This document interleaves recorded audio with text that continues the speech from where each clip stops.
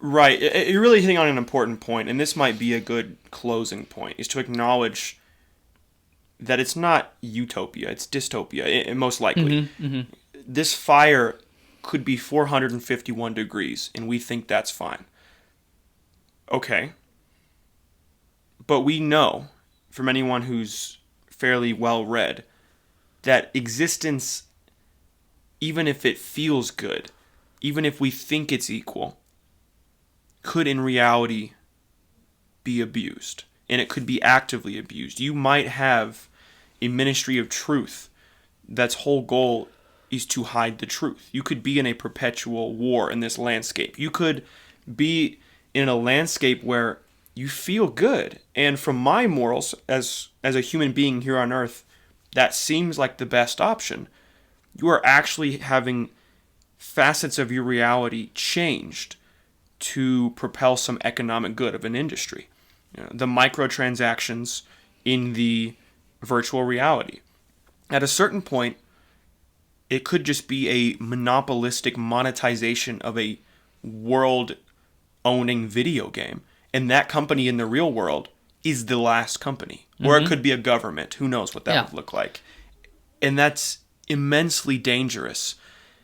Although you, in the moment, might think it's absolutely perfect. Yes. And it's really just a failure of 21st century morality to solve that riddle. Maybe it's not a failure. Maybe I don't know good arguments. Yeah, I've never heard one. Right. I suspect it's just an inadequacy, or at least an immaturity, a youth in modern morality to truly answer and, as a result, legislate this Moore's law of artificial growth. Right.